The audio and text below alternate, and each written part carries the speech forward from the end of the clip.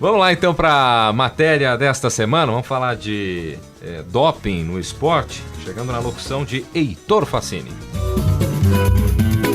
Observatório do Esporte. Confira a reportagem da semana. Um tema em debate.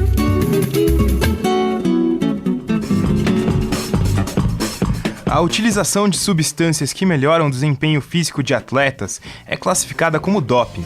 Essa não é uma prática recente. Há 4.000 anos, os guerreiros chineses utilizavam efedrina para aumentar a sua coragem e ânimo antes dos combates. Até os Jogos Olímpicos de 1930, a profissionalização não era um requisito para participar das competições. Os atletas competiam por interesse no esporte, então o doping era ignorado pelos organizadores. A partir das Olimpíadas de 1936, a necessidade de mostrar resultados para o mundo fez a Alemanha nazista utilizar substâncias para melhorar o desempenho de seus atletas. Isso impulsionou a descoberta de novas drogas para acelerar o metabolismo dos esportistas. Nas Olimpíadas de Roma, em 1960, o ciclista dinamarquês Knut Jensen morreu com suspeita de sofrer overdose. Já a edição de 1964 ficou marcada pelo elevado uso de anabolizantes por parte dos competidores. A partir da Olimpíada seguinte, em 1968, começaram os exames antidoping. Entrevistamos o professor de Educação Física da Unesp de Bauru, Márcio Pereira da Silva. Ele fala que o aumento no número de casos de doping no esporte ocorre devido à pressão por resultados, mas que não pode haver uma generalização. Há um contingente maior de atletas utilizando, a exemplo do ciclismo, que é uma das modalidades com maior destaque, inclusive com escândalos internacionais e mesmo nacionais relacionados ao desempenho. O que existe é uma lógica atual de vencer a qualquer custo e algumas pessoas acabam lançando mão do uso de substâncias para obter melhora de performance. Colocar todos no mesmo patamar e dizer que todos utilizam seria uma coisa temerosa. Eu quero acreditar que nem todos utilizam. Dependendo da demanda, dependendo da distância para adquirir resultados, alguns talvez estejam mais propensos a utilizar. Mas dizer que todos utilizam, isso eu não teria como afirmar e quero acreditar que nem todos utilizam. O investimento em estudos para descobrir o potencial dopante das substâncias esbarra em questões de ética. Existem vários estudos que se propõem a identificar o quanto, ou em que proporção, substâncias utilizadas como doping realmente trazem melhora de performance. O que é difícil em relação a esses estudos, por uma questão ética, é você estabelecer que um grupo de pessoas vai utilizar substâncias proibidas e comparar com outro grupo que não vai utilizar nada para chegar realmente à conclusão de que aqueles que utilizam têm uma melhora de desempenho. Entrevistamos também Tomás Matos de Paiva, presidente da Comissão Nacional Antidoping. Ele destaca a importância da educação nas categorias de base para prevenir futuros atletas. É sempre uma preocupação, sim. Isso a CBAT tenta, dentro das suas limitações, investir na parte de prevenção e educação, de investimento também para a prevenção do doping. É uma das nossas prerrogativas também, e sempre quando possível a CONAD faz de atenção às categorias de base, no sentido de educar, de instruir sobre os malefícios do doping no esporte. Ele conta que a droga utilizada pode levar o atleta a responder judicialmente. Eventualmente ele pode até responder criminalmente por uma utilização ou por um tráfico de drogas, alguma coisa nesse sentido, mas o processo ele é julgado dentro do Tribunal do Superior do STJD. Posteriormente o caso pode desdobrar e pode ainda para tribunais internacionais, como o caso. Tem a palavra final em caso de doping, em função da jurisdição da Federação Internacional. A verdade é que cada caso deve ser julgado de maneira especial. Tomás afirma que o atletismo é a modalidade que exerce o maior controle de doping. Considero que o atletismo é o que mais faz o controle, por isso que aparece mais. O atletismo é um dos que mais controla, um dos que mais busca, que mais investe no mundo inteiro no sentido de combater o doping. Então, é por isso que nele aparece mais. Você vê muitos esportes aí que às vezes não aparecem, mas são às vezes esportes a conceito, às vezes, de dopagem muito disseminada dentro, mas não acontece nada porque não é feito absolutamente nada dentro daquele tipo de esporte. Outro ponto importante é o fato de substâncias do dia a dia, como a cafeína, serem consideradas dopantes, dependendo da dose ingerida. Por isso, deve haver um controle e um cuidado especial do atleta para não exagerar no uso delas. Márcio Pereira da Silva, professor de Educação Física da Unesp de Bauru, nos fala dos aspectos e as dificuldades em julgar um caso de doping. Isso tudo depende da substância. Depende da substância no seguinte sentido: qual a composição química dela? Porque nem tudo que consta no rótulo dos produtos é realmente ou está de acordo com o conteúdo do frasco. Então esse é um primeiro aspecto. Um outro aspecto é a concentração. Um outro aspecto, a frequência com que utiliza, ou seja, tem uma relação com dosagem. E além de todos esses aspectos, tem individualidade. Assim como o álcool, em que uma mesma dose vai ter efeitos diferentes em organismos de pessoas diferentes, também substâncias consideradas doping vão surtir o efeito assim. Alguns que venham utilizar talvez precisem de doses maiores, outros menores, e essa alternância de variáveis é que pode às vezes definir se algo vai surtir efeito ou não. Márcio fala que o acompanhamento médico dos atletas deve ser reportado constantemente. Existem atletas que sofrem de algumas patologias e necessitam do tratamento dessas patologias. O que eles procuram, na realidade, é identificar que substâncias na listagem de doping são consideradas legais para buscar uma alternativa no tratamento da patologia ou do distúrbio que eles vêm apresentando. Mas tudo isso tem que passar por uma orientação médica. E quando se tratam de atletas, eles têm que comunicar às respectivas federações sobre a utilização para que esse uso seja autorizado. Márcio também alerta os riscos que o uso de anabolizantes podem causar ao organismo das pessoas. Pessoas que fazem uso de hormônios, principalmente hormônios sintéticos, após um determinado tempo de uso, a exemplo dos esteroides anabolizantes, se são homens que consomem, eles vêm apresentar quadro de ginecomastia, eles apresentam esterilidade, né? Se são mulheres, apresentam engrossamento da voz, hipertrofia do clitóris, ou seja, homens começam a assumir características sexuais femininas e mulheres características masculinas por causa da utilização de substâncias que interferem no seu equilíbrio hormonal natural. Então, normalmente fala-se muito nos esteroides, mas mesmo substâncias não hormonais podem apresentar um certo grau ou um certo risco de efeitos colaterais. Só que, mais uma vez, isso depende da dose, da frequência com que utiliza e do organismo da pessoa apresentar alguma suscetibilidade ou não ao problema. No Brasil, algumas atitudes vêm sendo tomadas para tornar a fiscalização cada vez mais rigorosa. A principal delas foi a criação da Autoridade Brasileira do Controle Antidoping. O órgão foi criado para auxiliar o Ministério do Esporte, principalmente nas Olimpíadas do Rio de Janeiro em 2016. Tomás Matos de Paiva, presidente da Comissão Nacional Antidoping, revela que a briga contra o doping é algo sem fim. O combate ao doping ele vai ser sempre uma briga de gato e rato. Obviamente que isso está sendo cada vez mais encurtado. O investimento contra o antidoping está ficando cada vez mais forte em relação aos fraudadores, que infelizmente ainda tem uma cabeça de ponte na frente daqueles que estão correndo contra o doping. Mas eu vejo que no Brasil, com o advento da BCD também, eu acho que isso já ajudou muito no combate. E o investimento também nos anos fora de competição, no passaporte biológico, eu acho que isso vai gerar um controle maior, principalmente no alto rendimento. E com investimentos maiores também em relação à educação e à prevenção, eu acho que pode ter uma resposta bem positiva nesses anos vindouros, né? E pelo advento dos Jogos Olímpicos também.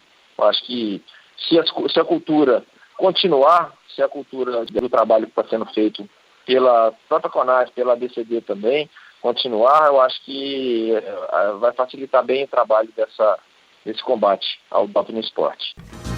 Muito bem, após a locução do Heitor Facini, vamos aos agradecimentos e começar também o nosso bate-papo a respeito da matéria, agradecendo ao presidente da Comissão Nacional Antidoping, Tomás Matos de Paiva, e o professor de Educação Física da Unesp, aqui do campus de Bauru, Márcio Pereira da Silva. E conosco agora também para falar sobre esse conteúdo, temos a presença do Isaac Toledo. Agora fixou. Isaac Toledo é um nome artístico mesmo, né, Isaac? Isso aí. Vai Fala até o final um pouquinho a respeito da matéria dessa semana. Um abraço para você. Bem, pelo menos ele está proibido de trocar de nome durante essa temporada do Observatório. Se quiser, na próxima a gente conversa novamente sobre o assunto.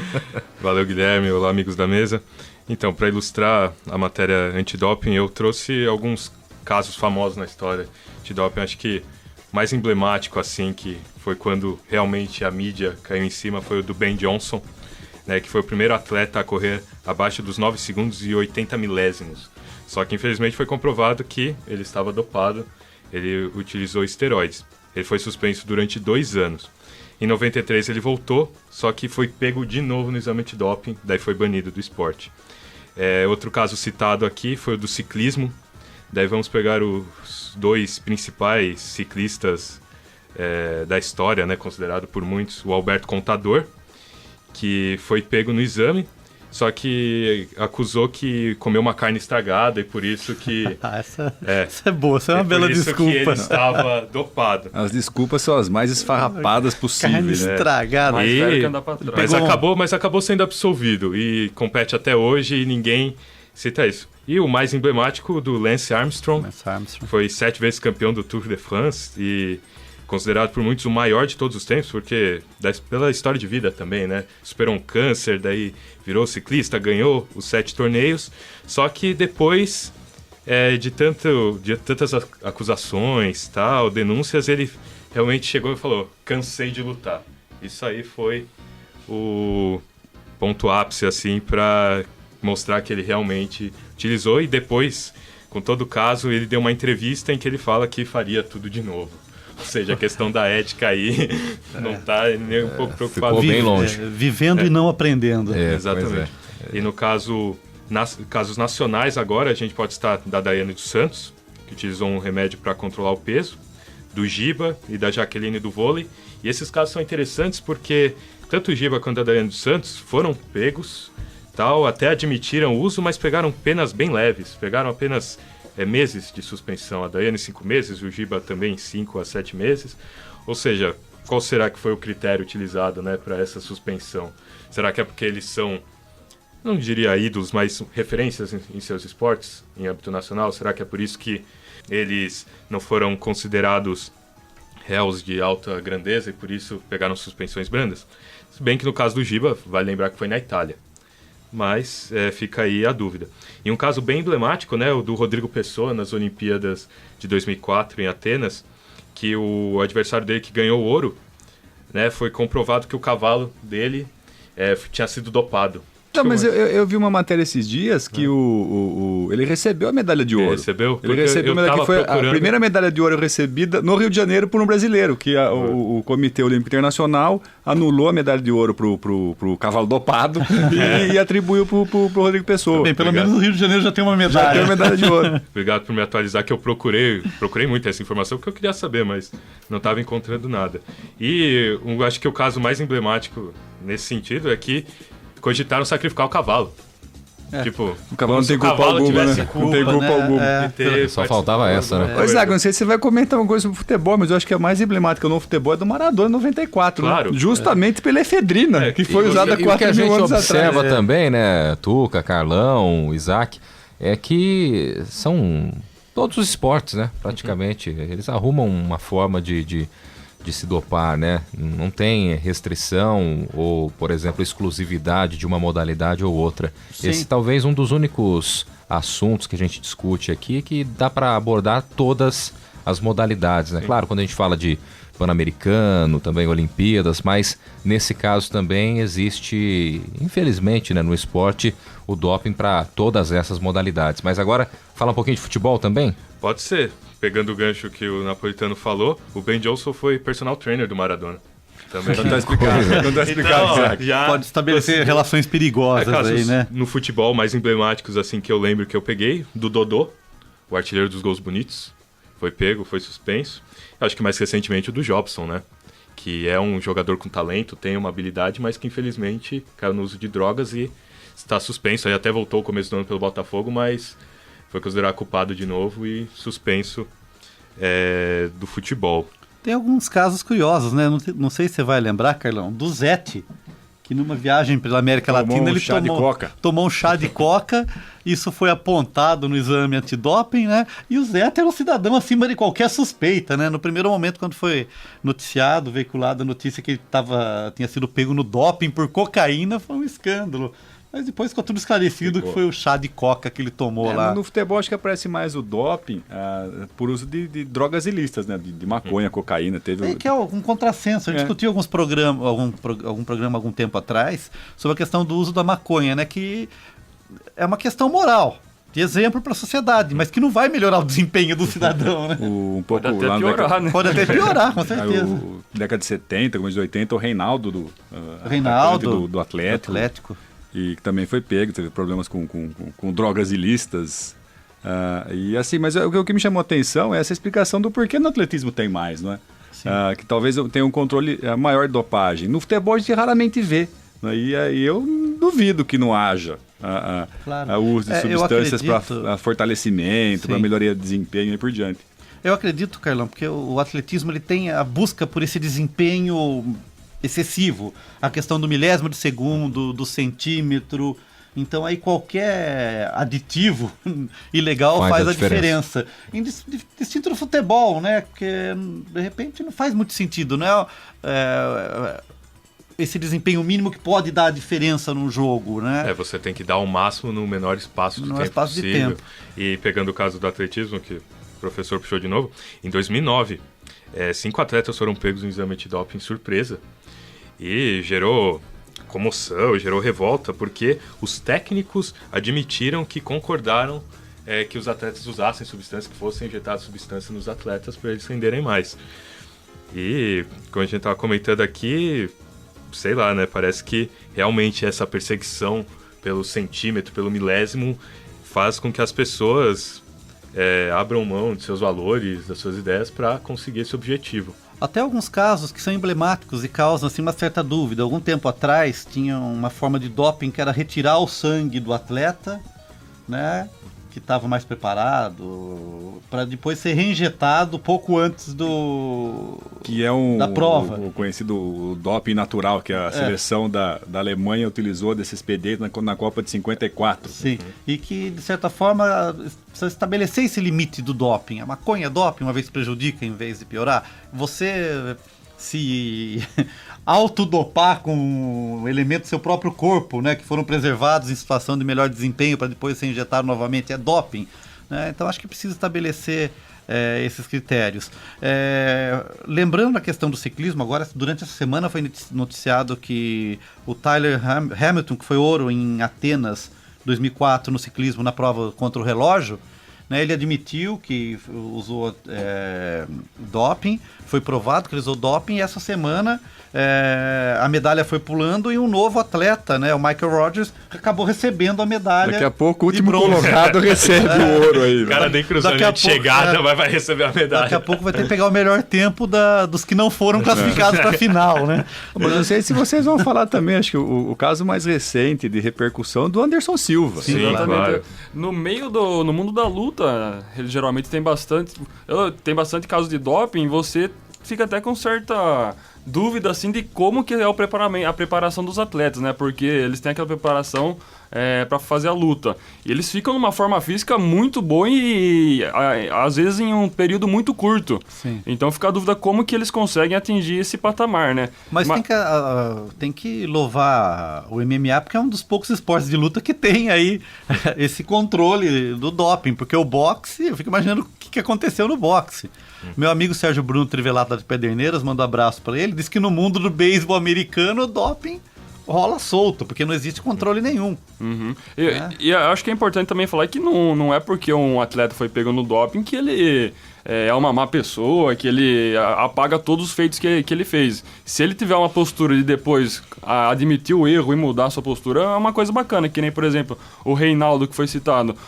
Ele foi pego em doping, mas o que ele fez pelo futebol, quando fazia o gol, comemorava com o movimento dos Panteras Negras, durante a ditadura aqui do Brasil, nunca vai ser apagado por causa de um doping. O Maradona, por exemplo, o que ele fez de colocar Nápoles em evidência lá, fazer a própria torcida italiana torcer contra a Itália dentro da sua casa, na final da Copa do Mundo, não vai ser apagado porque ele foi pego em doping. E às vezes esse uso de cocaína acaba sendo mais pelas baladas pré-jogo, né, do que pelo... Teve um caso de um tenista, o Richard Gasquet. Ele foi pego por uso de cocaína, ele falou, não, é que eu beijei uma mulher na balada que tinha usado, tal, por isso que pegou. Mas isso que o Thiago falou é bem interessante, né? O cara é pego no antidoping, parece que ele é uma má pessoa, já é rotulado. Assim. Agora tem casos também que o camarada ele é pego uma vez, vem com um discurso arrependido, né? Se lembra do Jobson recentemente, jogador do do Botafogo, principalmente, né, que marcou um pouco mais a passagem dele pelo Botafogo. E aí ele vem a público, vai na imprensa, pede desculpas, diz que está arrependido, vai e faz a mesma coisa. Aí pede desculpa outra vez, diz que mudou, que aprendeu, e vai e faz de novo. É difícil, né? Talvez seria até interessante abordar a questão psicológica dos atletas, né? Porque tem uma pressão muito grande em conseguir um resultado, ser campeão, ser o primeiro lugar. Como que fica a questão psicológica, a cabeça dele, né? Então, se é para ser o primeiro lugar, para conquistar um título, então tudo bem utilizar alguma substância que deixe melhor seu preparo. Então tem que ver essa questão psicológica também, como que é tratado a cabeça dos atletas, como que é a pressão dos próprios treinadores em cima dos atletas. Porque às vezes são os treinadores que incentivam os atletas a utilizar substâncias legais, né? Familiares também. Voltando aí no caso da cocaína, ou mesmo do álcool, que seja, a gente tem o caso do Adriano Imperador. Isso, no curtíssimo prazo, vai prejudicar o desempenho do atleta. Então, ele já vai ser punido naturalmente. Né? Agora, é lógico que outras substâncias que melhoram a performance, essas sim têm que ser controladas com certeza. Eu queria levantar um tema... Quer falar uma coisa? Não, eu ia falar das desculpas estapafúrdias, né? Acho que a pior delas foi a do Anderson Silva, né? Que ele estava tomando um estimulante sexual, né? Até teve uma cronista falar de novo dela aqui, da Marlise Pereira Jorge, 2 vezes, porque ela escreveu um texto no começo de agosto, se não me engano, que era Dopado, Mentiroso e Broxa, não é? O título da reportagem sobre o Anderson Silva. Quer dizer, assume, fica mais bonito assumir que errou, mas não tem que justificar, porque piorou, ficou feio. Bem, eu queria aqui lembrar um tema que está relacionado ao doping também, mas não no âmbito do esporte competitivo e tal, mas o uso, né, de anabolizantes pelos jovens nas academias no Brasil, que é muito comum, né? O uso de medicamentos e hormônios que são utilizados na medicina veterinária. Então a gente encontra por aí, acho que quem tem filho, adolescente hoje que vai frequentar uma academia, é um cuidado redobrado, porque existe uma oferta muito grande, né, de oferecimento pelas próprias academias, por pseudo-atletas, né, que tem esse corpo bombado, anabolizado e que acabam servindo de mau exemplo para os jovens que participam dessas academias. Então, acho que é um problema que é pouco discutido. E o problema central é que muita gente acaba pensando só a curto prazo, né? Porque a curto prazo você tem... você pode moldar seu corpo, mas e a longo prazo, né? Muitos jovens não têm essa consciência. Por isso que é importante também, os pais ficam preocupados, né? Muita gente fica preocupada por isso. Então é a busca desse resultado imediato que pode ser muito perigoso, inclusive em curto prazo. Então acho que volta e meia já tenho exemplos que eu conheço aqui em Bauru, não sei se o Carlão tem também, de jovens que tiveram esse problema e de outros que frequentam a academia e recebem ofertas diárias para comprar suplementos, anabolizantes, injeções e não sei o quê. Então acho que a gente precisa também discutir essa questão. Eu tenho vários exemplos de ex-colegas de escola que no tempo da escola praticavam tênis, futebol, e quando a gente estava indo do terceiro colegial para entrar na faculdade, começaram a fazer academia e praticamente eles vivem na academia hoje. Eles só consomem aquilo. Então parece que tem uma lavagem cerebral, não tem mais tempo para jogar bola, outros esportes, não sei o quê. Sai da faculdade, vai para academia, final de semana, vai para academia. Vira uma obsessão, exatamente. Né? Então acho que isso tem que ter um certo cuidado. Ou seja, que o doping ele atinge várias modalidades esportivas e também a prática esportiva de condicionamento físico, né? Que na verdade não é condicionamento físico. Os padrões de beleza da atualidade, digamos assim, né? Então vamos prestar atenção aí, principalmente os jovens, né? Que sintonizam o Unesp FM, estão acompanhando o Observatório do Esporte, que treinam, né? Para não cair nessa conversa fiada aí, porque esse resultado final, o preço que você vai pagar depois, realmente vai ser caro e a situação vai se complicar com certeza. Bom, você ouvinte do nosso programa que acessa as redes sociais, curta nossa página no Facebook. O endereço é o www.facebook.com/Observatório do Esporte. Acesse também o blog do nosso programa. O endereço é o www.observatoriodounesp.blogspot.com.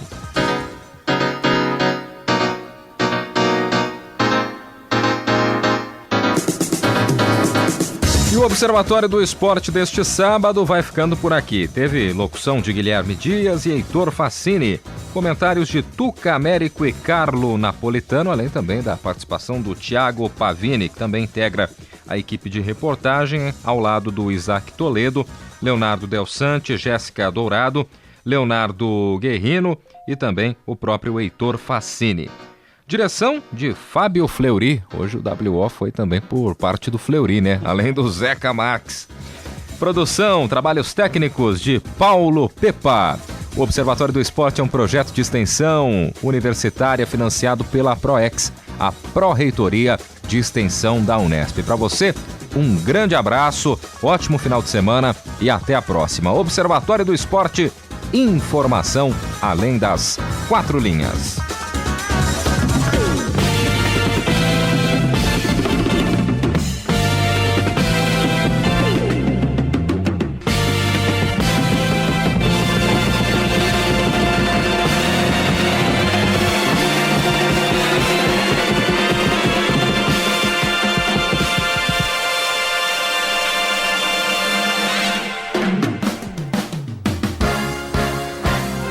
A Unesp FM apresentou Observatório do Esporte, o programa que dá bola a todas as modalidades esportivas.